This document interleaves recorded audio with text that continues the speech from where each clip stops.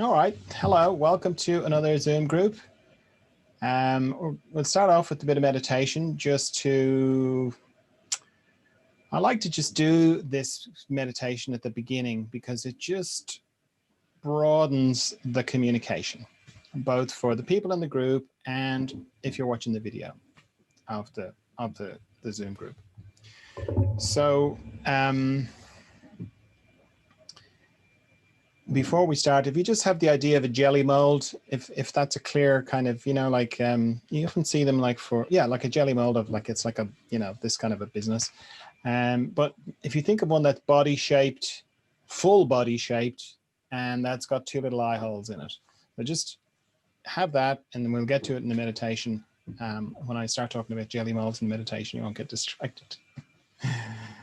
All right, so when I meditate personally, I just like to close my eyes. I don't like to get into a meditative position. I just like to close my eyes, and it gives me a snapshot of how it's going in my body. And I think it's something to do with bringing awareness into my body that I didn't have before, that just really highlights what was unconscious before, meaning the way I'm sitting, if I'm, with my eyes open, I think I'm comfortable. But then when I close my eyes, I suddenly realize I'm not as comfortable as I was. But just before you close your eyes, just take note of where you're at, meaning what's going on externally. You're in a room, maybe you've got a device, a phone, a tablet, a laptop or something, and you're hearing my voice. That's what's going on when you've got your eyes open. And in a way, the communication is like technological. It's Zoom, it's mechanical, it's got bits, it's all out here. Okay, so just keep that and then close your eyes and have a quick check on your body. What's your body saying to you about how comfortable it is? Is it as comfortable as you thought? So you can just sort of scan your body very gently. And, if you're watching the video, you may as well do it. You may as well participate. You'll get more out of it if you do. Close your eyes and just join in. So yeah, just scan your body. I like to scan my body from my head to my feet. I like to have a system for this because it's too vague for me when I close my eyes to kind of, it's almost like, calling out into the dark, any tension in there, it doesn't present itself. But when I scan my body from my head to my feet and back up again slowly, it's a way of like segmenting and focusing on different areas, And as I say in the daily meditations, it's always good to have a look at the transverse sites in your body, so your eyes, neck, jaw, tongue, base of the neck, shoulder girdle, all the joints, all your joints, heart area, respiratory diaphragm, intestines, pelvic floor. I'm going fast now because I don't want to spend a huge amount of time on this bit, but just these are all good places to check, hips, knees, ankles, feet. And just anywhere you feel tension, just let it go. And using your out breath is just really good for that.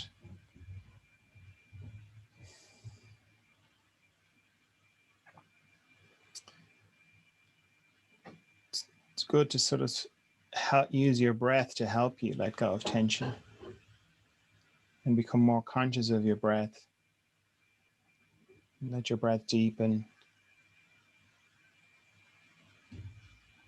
If you can at all, breathe through your nose. It's just better.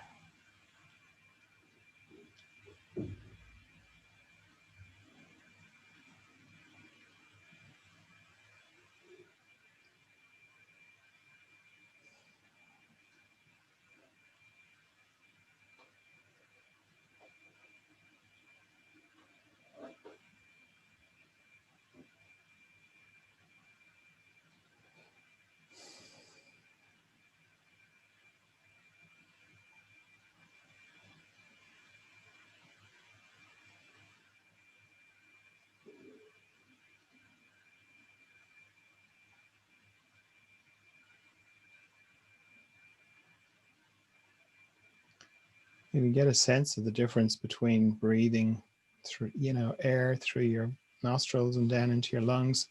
That's one type of breathing. Then also there's an energetic kind of breathing that goes in where life is kind of breathing into your body. And that is more, if you think of the center of your body like a cylinder, and the energy is kind of breathed into the center of the cylinder from the bottom up. So your body is, you could think of it like a glove that's being blown into by the whatever life, universe, whatever animates. And these two kind of go together. And you notice that if you breathe out, if you exhale completely and hold it for, don't automatically breathe back in again, and just have a sense of the base of that kind of cylinder, the base of your pelvic girdle, your pelvic floor, down that area, and get a sense of energy, being coming into your system from that, and how that triggers, in a way, your lung breathing, and how these two kind of work together.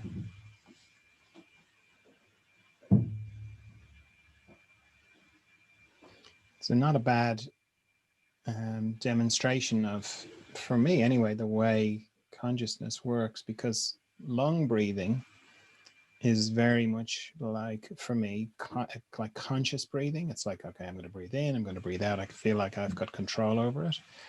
And then this energetic breathing that goes on into my system is what kind of goes on behind the scenes, is that, life or the universe or something is breathing into me. It's animating me. And it feels very loving to me, like a loving animation.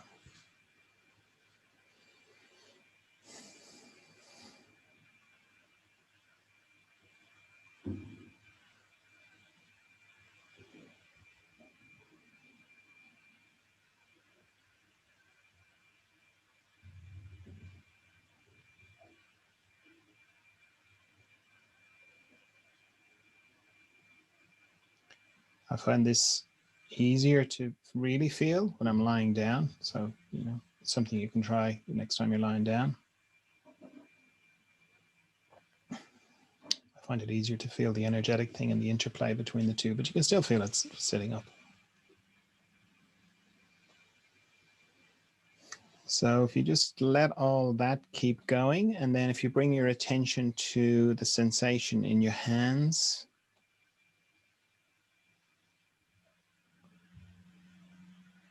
try and describe it to yourself in words. It sort of helps refine, it helps bring it to consciousness. So for me, it's a kind of a subtle tingling,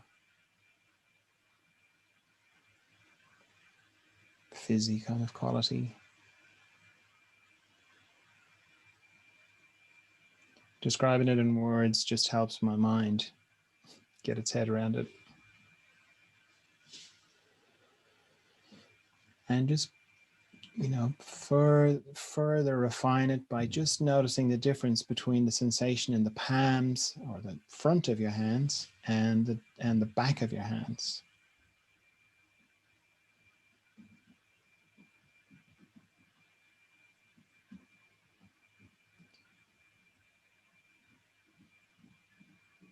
You've had your eyes closed for a while now, so you can start to kind of let go of the idea of things. One of the things you can let go of when you're just focused on your hands is the shape of your hands. Because when I let go of the shape of my hands, and I put my attention on the palms of my hands, my fingertips, and I compare that to the sensation in the back of my hands, the front of my hands feels much bigger than the back of my hands.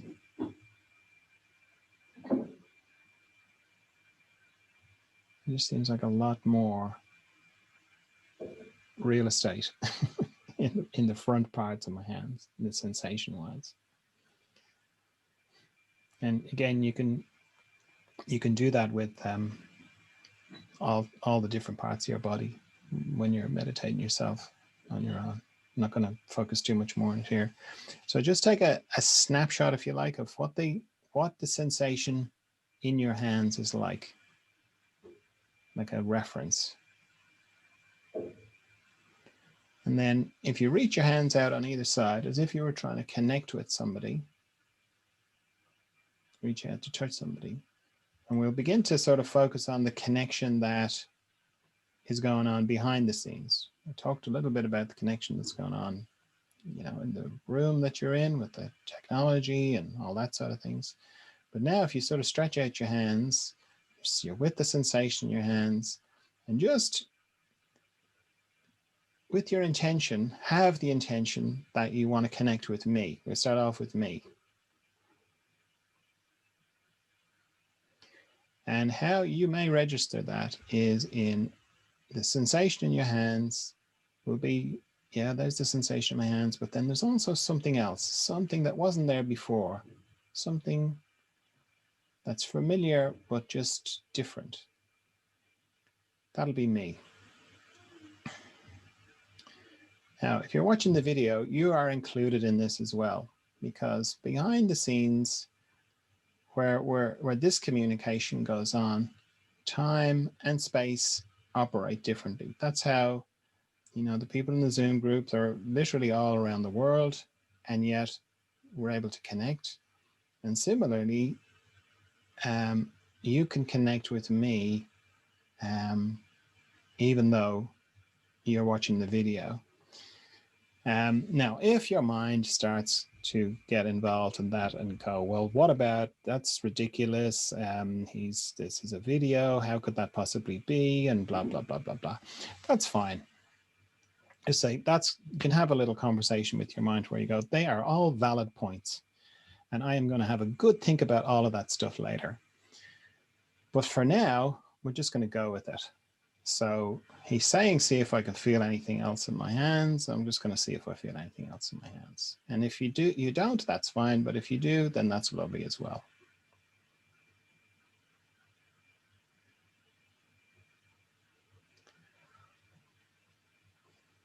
So now you can include the people. There are other people in the group. The people who are here in the group. Similarly, if you're watching the video, you can include the people in the group as well. And that will be a similar kind of thing. You have the sensation in your hands, and then you also have a sensation of, yeah, there's something else there as well. Something that wasn't there when I was just focusing on my hands, just solely on that.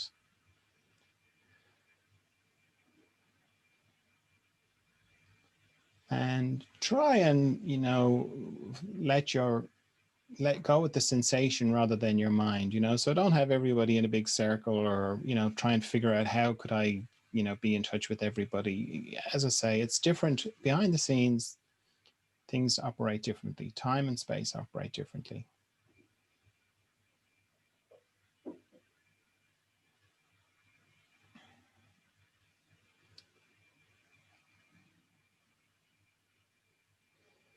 So for the people in the group now, you can also get a sense of all the people who are going to watch the video. Again, they're all available because times it doesn't work linearly here. And similarly, if you're watching the video, you can connect with everyone who's watched the video before you and everyone who's going to watch the video.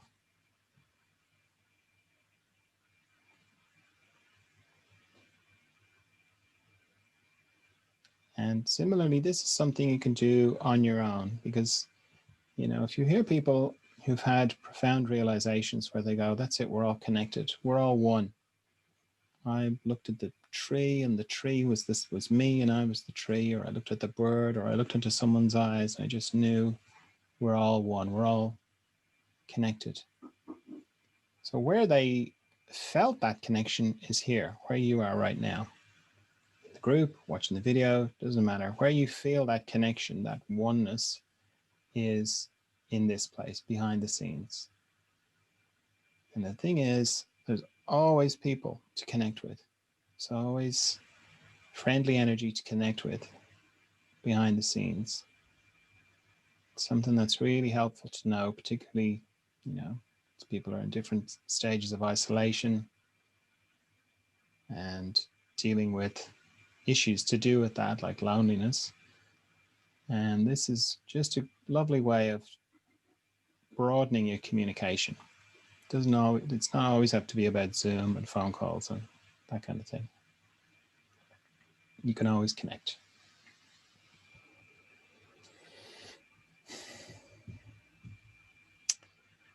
Okay, so similarly to what I was saying about just closing my eyes, you've kind of gone quite deeply into yourself now. In a way, you've pulled back from the jelly mold of your body shape, and you've closed the eye holes that you look through, and you've gone into inner space. And you're holding you're conscious of a deeper part of you that maybe you weren't conscious of before. And sometimes that can feel like you've traveled somewhere, like you've gone very deeply or not.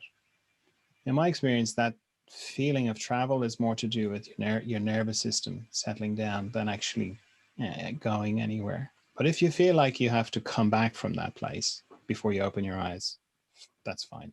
Take your time. Where I'd encourage you to go towards, though, is being able to just open your eyes and hold the inner space that you've been just very focused on and the outer space.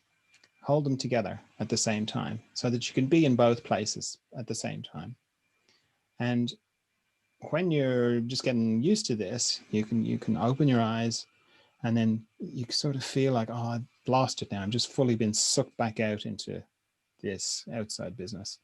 And so you can just close your eyes again and go, oh, no, actually, it's still there.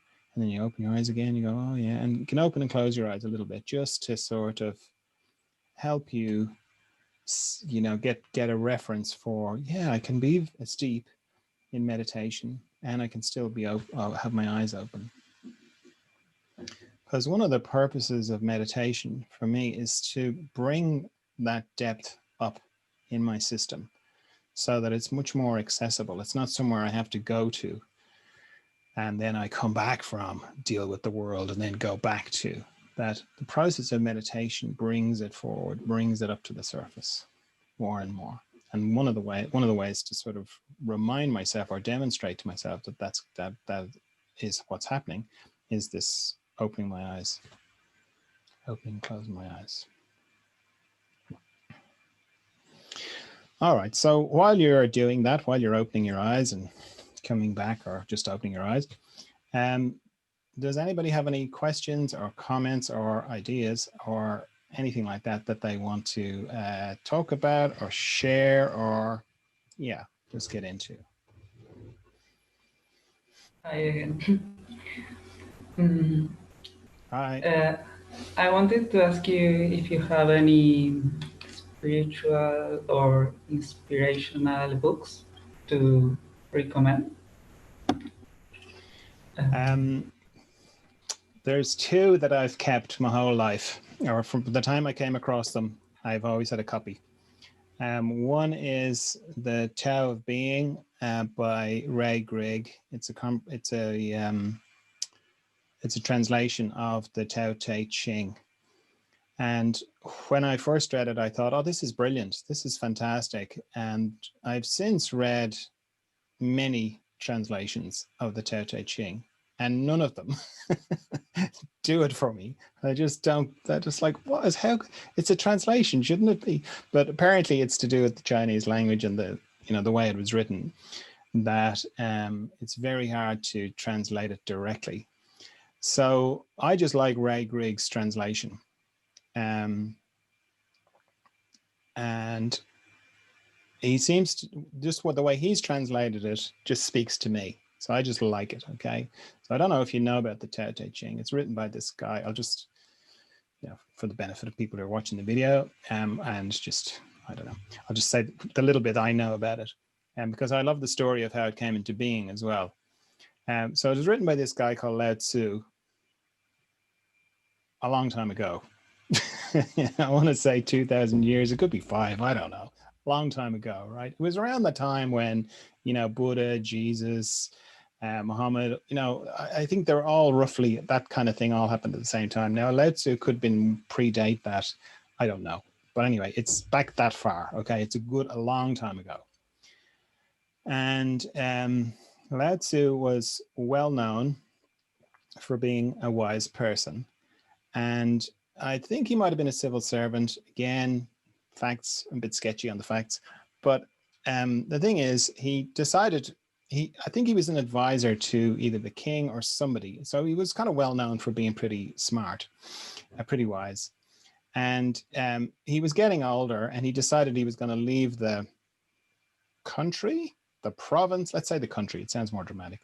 So he was going to leave the country, and he'd never written anything down. And when he got to the border, the guard on the border recognized him, and he was like, well, what's happening? Where are you going? He said, oh, well, I'm finished now. You know, I'm going to go off into the wilderness, and that's going to be that for me. And the guard said, well, no, you have to write this down. You have to write you can't just let you just go. And for this, you know, you're too wise. You have to write it down. He was like, I don't want to write it down. It defeats the purpose. And he was like, well, I'm not letting you through. I'm not letting you out. Basically, I'm not letting you leave the country unless you write it down. Okay.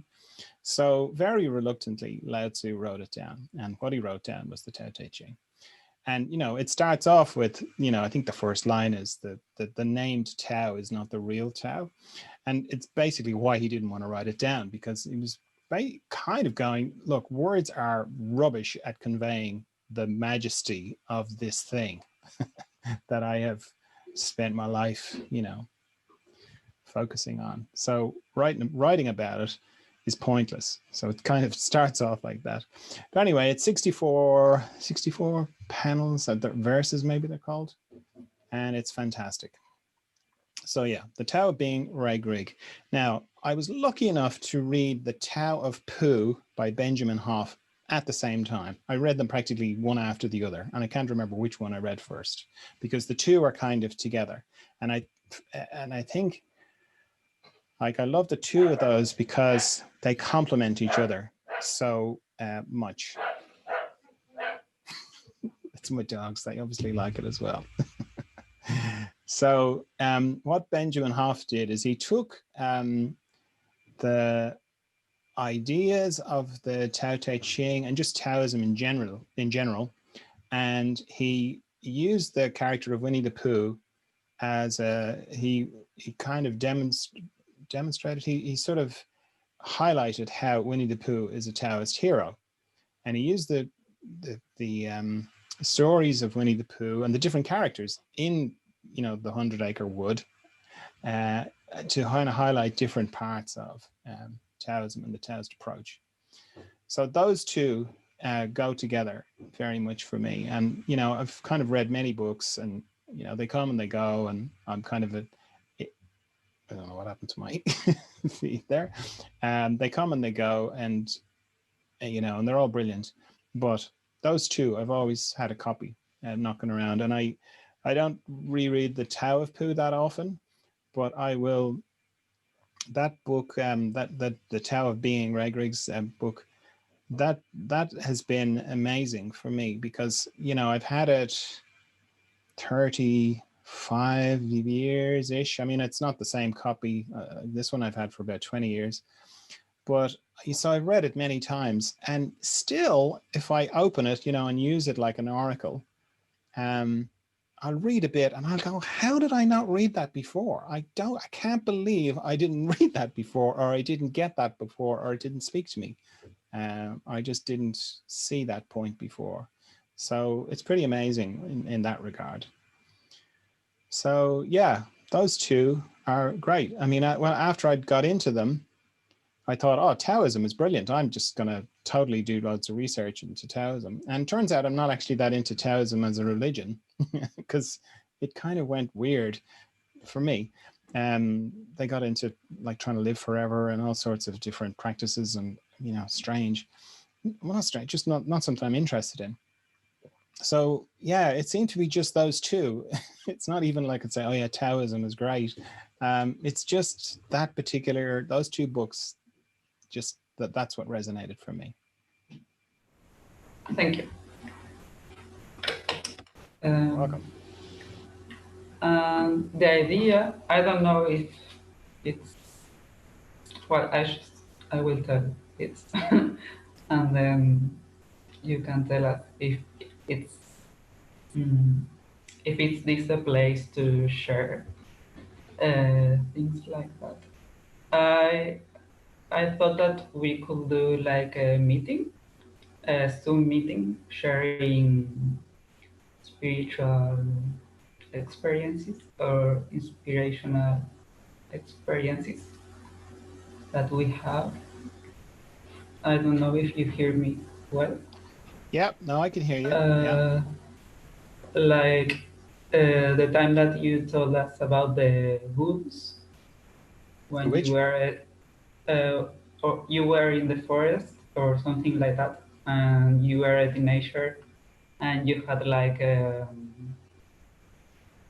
revelation or something like that. Uh, Um, yeah, I don't with the know. scouts. Oh yeah, up the mountain. Yeah, right. For Yeah. the forest bit through me. Yeah. Yep. Yes. Yeah.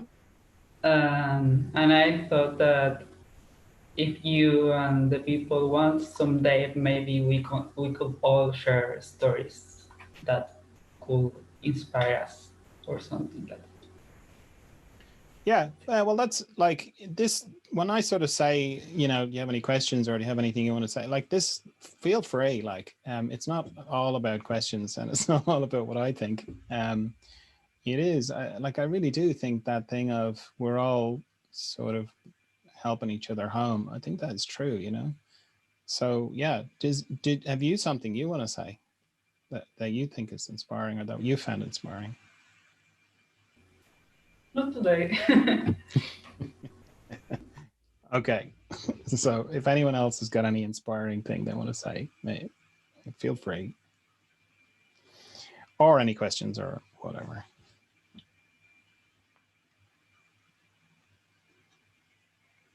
Oh, okay. I'm just going to charge ahead then. Okay, so somebody got in touch. They said, can you talk about the COVID vaccine? Sort of from one extreme to the other. Can you talk about the COVID vaccine? There's so much conflicting information about it. I want to do the right thing for myself, but also for my community. Okay, so, hang on. Okay, so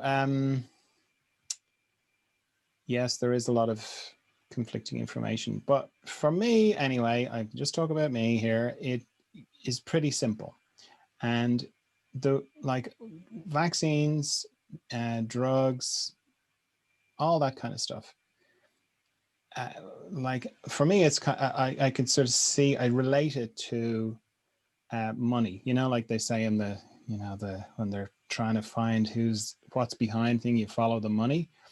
And so it's like I kind of think if all the drug companies were not for profit, would we be having these conversations about vaccines? As soon as there's like profit motive behind something, it just becomes unclear.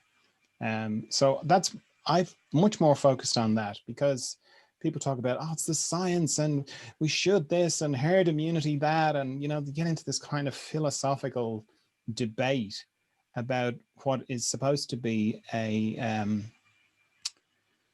something that's shouldn't be debatable. Like if science is true, then surely it's just facts, and it shouldn't be like that's kind of the definition of science is that it's repeatable and all this kind of thing. And yet there's so much in this information. So for me, I don't really get into that side of it. I just kind of go, because there's money involved, there's profit involved, and because of the structure of companies. So you have the company that does the thing that makes the thing. Beautiful. That's lovely. But then you have this tier of people that have got nothing to do with it. And their whole interest in the company is how much money the company is going to give them. And the shareholders, right? So then it becomes nothing to do with the thing that they're making. It's like the success of the company is not to do, well, we make this lovely product. It's like, how much can the shareholders get in revenue? And as soon as that happens, it changes the thing. There's nothing wrong with that.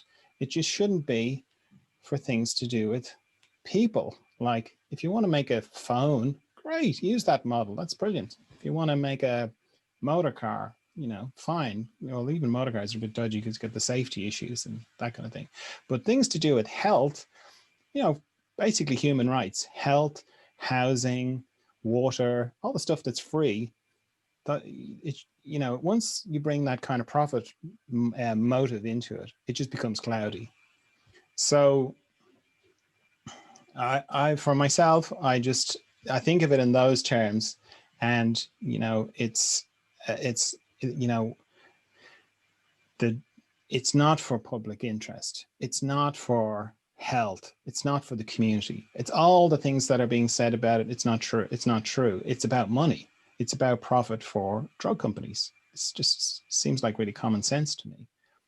So anything that's being said in science, you can basically buy science. You can buy, what do they cite? You know, a study, this study and that study. You can buy that. You know, that's all. And then there's so much money involved. They can buy any kind of thing. So yeah, for me, I know it's not a very helpful answer, but we're in uncertain times. So trying to find a certain answer about it. But to me, it just seems really obvious. It just goes back to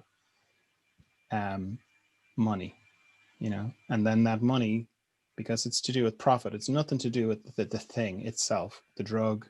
It's going to help people or not help people. That doesn't really matter. It's like, how much money can we give the shareholders? That's what it's about. Right. Emma is saying social media. I don't, what do you mean, Emma? Controlled by money. Yeah, of course. All that stuff. Yeah. Social media, science that, you know, the studies are cited on social media, and, you know, and that's why it's so confusing. But then if you just come back to like the follow the money, it's pretty obvious what's happening, you know. And if you think of it, like, if all the drug companies were not-for-profit entities, would we be having the conversation? And my heart says no, we wouldn't. It'd be a totally different story, you know. And I mean, America is a good example because it's a kind of an extreme version of what happens, you know.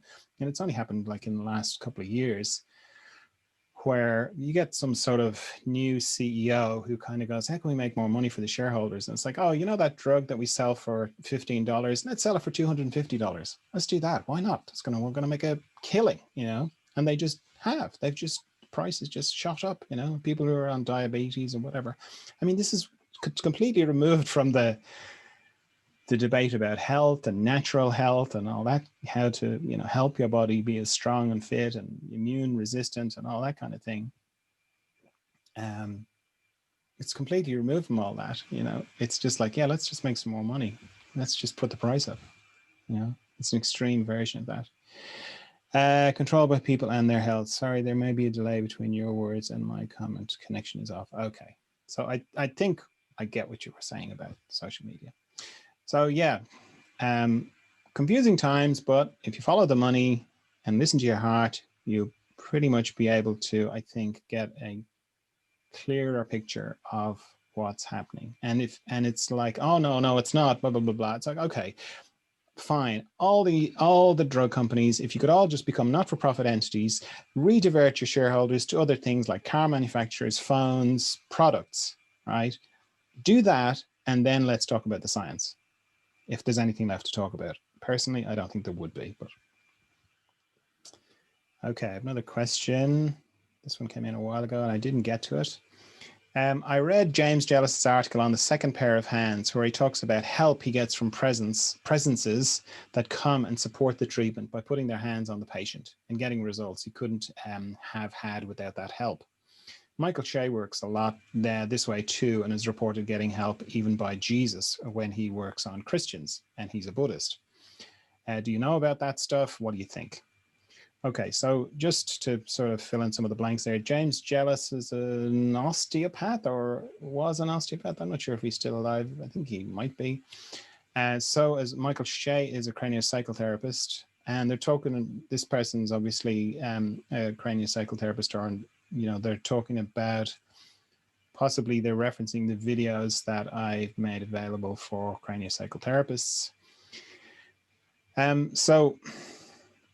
And they're talking about this idea that, you know, because craniopsychotherapy is hands-on, And they're saying that some of these people, James Jealous, Michael Shea, that they'll have their hands on the person and they'll have their eyes closed and they'll be working away. And then they'll have this sense of getting help from presences, other presences, whether it's Jesus or Buddha or whoever, and that they get better results when they get that help.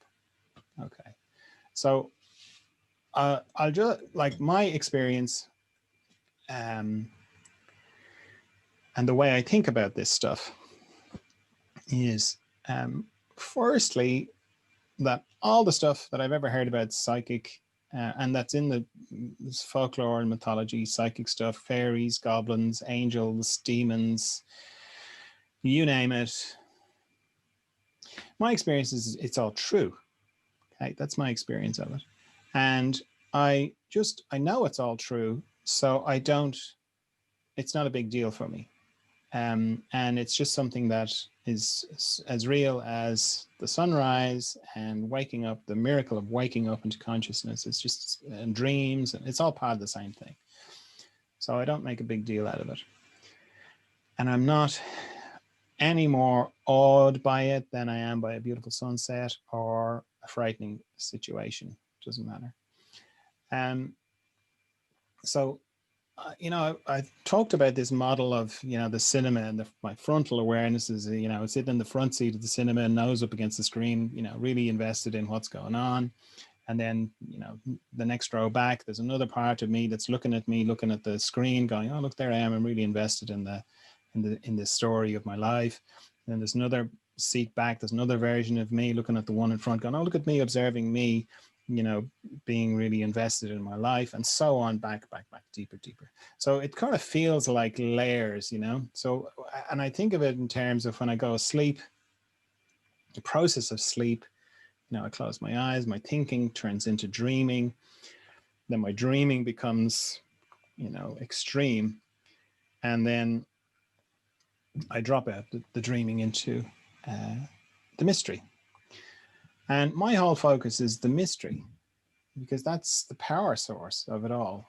And it's the hardest to face, because I kind of disappear, like when I meditate, I'm going into the mystery and there's nothing for me. Like this part of me that's talking to you, there's nothing for it there. It doesn't like it because it doesn't exist there. I exist there, but this part of me doesn't. Right? It has to kind of wait outside the door or something. That's what it feels like. And in that kind of model of dropping deeper and deeper, there's a part of it that is all that psychic stuff. It's where all the fairies and all that kind of stuff lives. And, as you go down, as I pull back from this, for a frontal part of me, and I start to descend into the mystery, the more I go down into it, the more real it gets. And you can know this in your own experience. Like if you've ever been in a near miss, like a car accident, or you've been in a frightening situation, if you think, I know for myself, right? If I think about the most frightening thing that's ever happened out here, it's nothing compared to how frightened I've been in nightmares. Okay. That's just a kind of negative way of showing that it's so much more real, back there. And the most real is the mystery, right? But everything looks the other way around. It's like, oh no, this is real. Look, I can touch this thing and it's real. I can pick up this glass and I can put it on a table and, this is real. My experience, it's not. It's the other way around. The more you go back into things, into the mystery, the closer you get to the mystery, the more real it gets. So in that layer of, for want of a better word, we call all that psychic stuff, things are more real. And because of that, they've got more power. So if you have a friendly, entity that wants to help you, it's going to be brilliant. Like it's going to do great things. But in my experience of it, like to engage with that, bandwidth of psychic stuff, you don't, it's like you open a door and then you've got no control about what comes through it. You're sort of inviting it in, And I've told a story like a few times of, I used to say this when I was training craniopsychotherapists. I'd say, look, it's all real, but just keep going through it and go focus on the mystery. Because if you go, as you're going down, if you focus on that stuff too much, you'll end up going sideways, because it's like fantastic and never ending, And I had one student who was like, no, before I would start to work on the people that I work with, I open myself to my guides, my angels, and all good energies. I invite them in. And I was saying, well, I would strongly discourage you from doing that. And like, why? I said, well, you're opening the door. Okay. You don't just get that, you get it all, the good stuff and all the bad stuff. So you get all the hobgoblins, the demons, and all the scary stuff as well, and you don't need it, because if you just focus on going to the mystery, you got everything you need there. Anyway, they were like, that's bullshit. You're full of shit. I'm going to keep doing it. So I'm like, fine. And then a year later, they came to see me privately for a treatment. And they were saying that they were waking up at night and they were being choked. And they were being thrown across the room. They're basically having all sorts of psychic things. And I was saying, are you still doing that thing where you open, invite everybody? And yes. I said, okay, can you stop doing it now?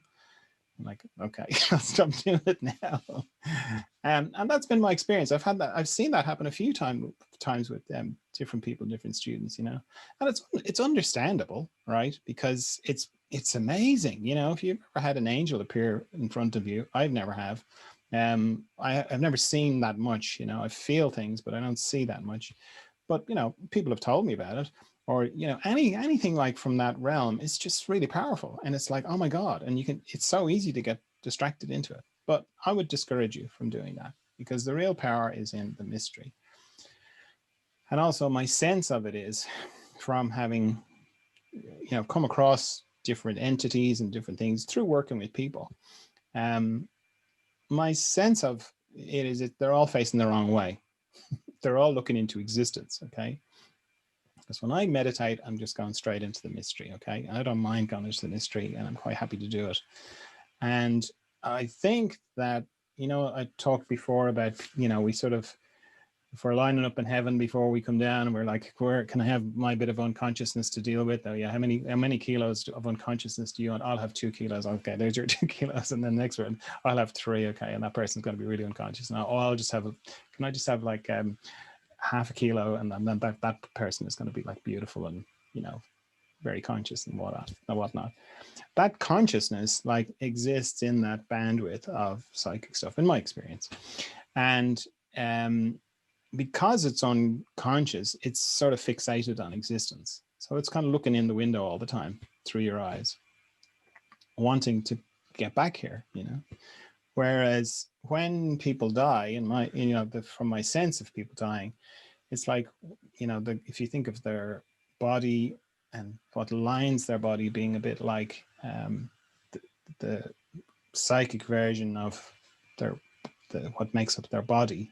Our bodies are made of cells that, when we die, go back into nature. They're reconstituted back into trees and birds, and and when a new body is made, it's made out of the same stuff, And on the inside, you could kind of think of your body being a bit like a glove puppet. We kind of extrude our consciousness and our sort of internal body out of unconsciousness, really, the bit that we've decided we're going to take on to work with. And when we die for good, that goes back into that layer. And any bit that we haven't refined, let's say I'll have 3 kilos, and we spend our life refining that and becoming more conscious, and we've only got 1 kilo left when we die, that kilo goes back into that layer, and it'll be focused on existence.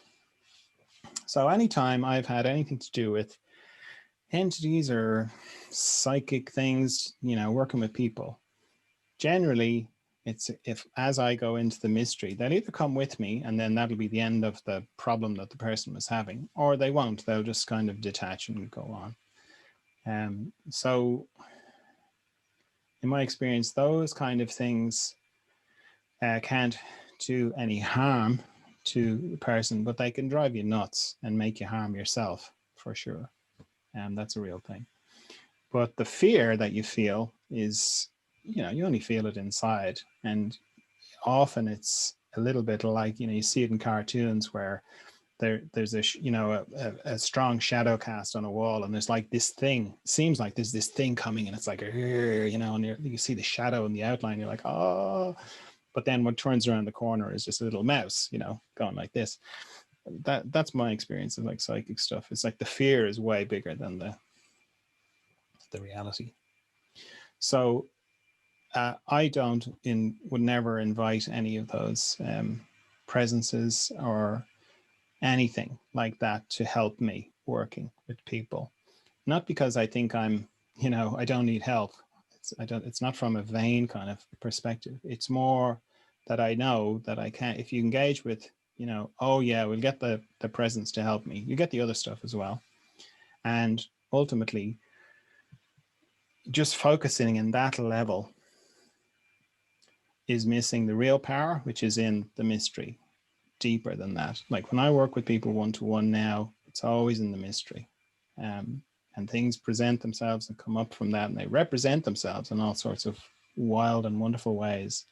But my focus is on the mystery and meeting the person there, because changes that happen in the mystery are profound, and then they ripple up into the person. And ultimately, it's where we're all going back to anyway. So, regardless of what happens on the surface, meeting someone there and working with them there has a beautiful and profound effect. Okay, this person says, since COVID broke, I've changed. It feels like good change. I'm more awake, more aware than I was before. Thing is, I'm having trouble letting go of how things used to be, even though I know they weren't great. So I suppose my question is, how do I let go of the past?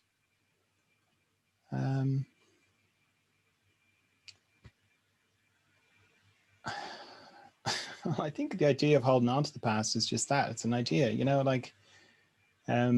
like Eckhart Tolle's whole teaching is based around, or started off with, this idea of the power of now. Something you got from Barry Long, by the way. Sorry to all the Eckhart Tolle people. I don't mean to be just being smart. But yeah, like the idea of the now is such a, I can't really get close to it personally. I can get up to about a second, maybe 2 seconds. But to really come into how fast now moves, it's really hard.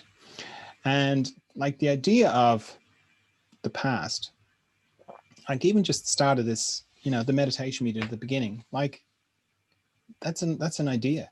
It's totally an idea. It's gone. It doesn't exist anymore. And even like, well, it just happened. It's like, yeah, but where is it now? It's nowhere. The idea of it, of a continuity, that's why I can go on about all that stuff in the meditation about time not being linear, because the idea of of time being linear is totally an idea. It's totally just we string all these nows together and call it time, but it doesn't really exist. That's what I mean about approaching the now. It's very difficult. I find it very difficult anyway, to really get into it, because you kind of go, well, there's the future and the past, or whichever side you want to put it on. And then, this moment we travel through between, and this filter that we go through, and what was the future now becomes the past, Both are like completely, an idea, like the idea of the future and idea of the past. And it's a very believable idea, for sure. And it's one of the cornerstones of how we kind of keep our reality together and keep our sanity in reality. But when you are kind of thinking like, oh, I'm missing the past, I'm missing the way things were, it's good to kind of go, well, it's not real. You basically sad or having an emotional response to something that doesn't really exist, and you go, well, that's really helpful, John. Well, it is, because you can go, well, if you really get into it, like if you really kind of deconstruct it and just like look at what actually is your direct experience, everything to do with the past is like just an idea, you know? And you could say, well, it's in the cells of my body, you know, like I had a trauma and it's stuck in my body and this thing and whatever, you know, and that is true. But it, in another way, what that is it's the trauma is inside you as well. And the memory is inside you. And the, whether you were traumatized emotionally or physically or whatever, it all exists inside, you know, and where it releases is inside. And it's the same like with time, you know, like when you release trauma, you don't release it in the past, you release it like now. It's always now. Everything happens now. That's what I mean about how hard it is to approach now, to really approach now, to really come into the moment, you know. Because it's easy to say, oh, just live in the moment, you know. It's really hard to live in the moment because it moves so fast, you know. Like it moves as fast as I am talking, it's moving, you know. What I said a second ago doesn't exist now, you know. So to kind of approach that, to really approach coming into the moment, it's really hard. But you can use that. You can use that. It's like one of those paradoxical things of like to think about it and to consider it and to go, yeah, the now, the moment, living in the moment, like really not living in the moment because you already are living in the moment. It's actually about whether you can be conscious of that. And that's one of the things about speed of consciousness is the faster your consciousness gets. I don't mean speedy. I mean, like how fast you can get ahead of yourself, like say in an argument and go, yeah, what I said was true. That was true. But now I am just reacting. Now I'm not loving anymore. Now I'm defending myself, you know. It takes a lot of speed to get ahead of that, right? That's what I mean by speed of consciousness.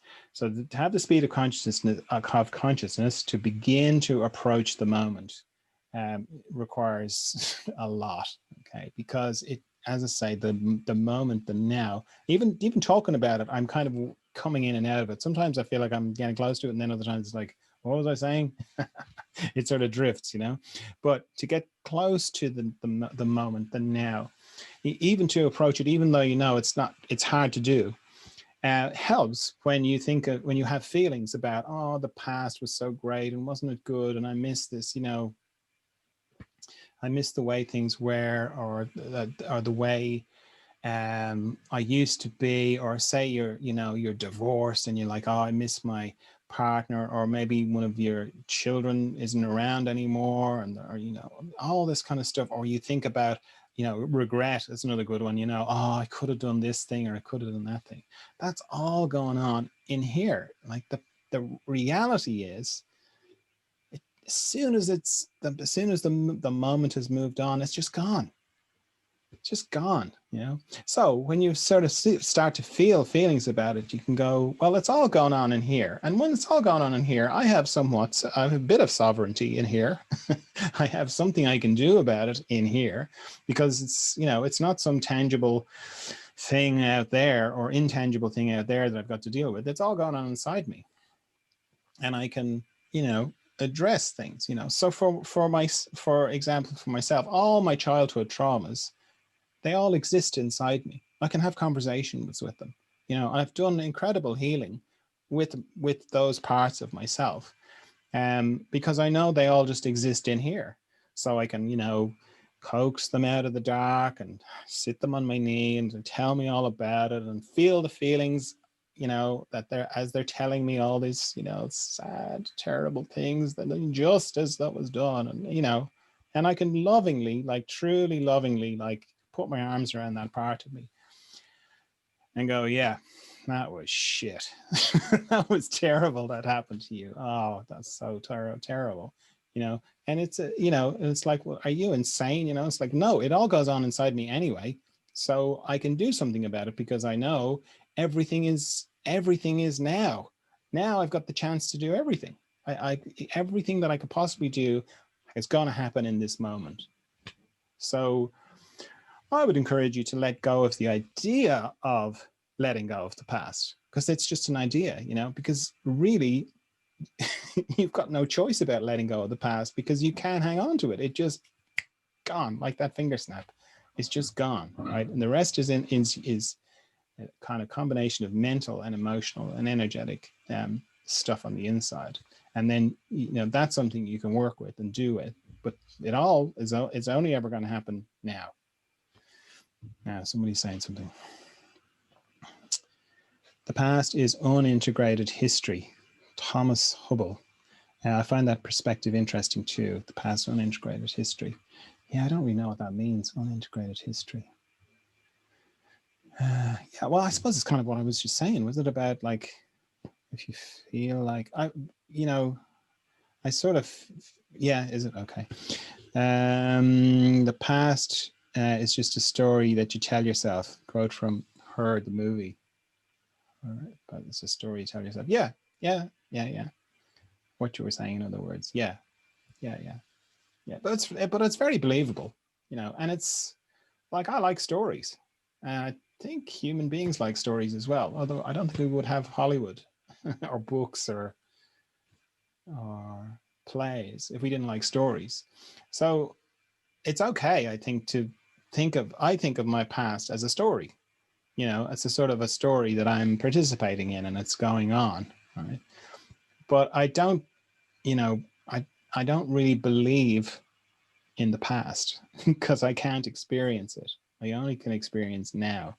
I have a story that was the past, my past, and I have unconscious urges and motivations and stuff I find myself doing. I'm like, what am I doing this for? And what's that about? And it'll be those parts of me, you know, unresolved.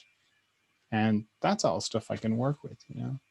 So if I'm missing the past, I can look into the missing and I can, you know, I'm not trying to unify. It's not like I'm trying to, you know, integrate all these different parts. I'm just trying to love them, you know, because if I'm in pain, you know, if emotionally, if I'm in pain, I feel like it's my job or it's my function or it's my thing to love that part of me, so that it's not in pain anymore. And it's not like I'm denying the pain. In a weird way, I have to really face it. To really love it, I have to really let myself feel it as much as I can bear. And that again just happens in the moment. But it's like the more I can do that, the more I can love that part of me by being with it. Sometimes that's all it needs, just to be with it. The less of that stuff there is inside me, and the more harmony and the more my nature can kind of shine through. Like, if anything, that's the use of the past, you know, or the idea of the past. You know. All right, there are other questions, but I think we'll wrap it up for now, for tonight. Okay, thanks very much for coming to Zoom group. It's always lovely to see you, and thanks to you if you're watching the video. And yeah, we'll see you all again. All right, bye.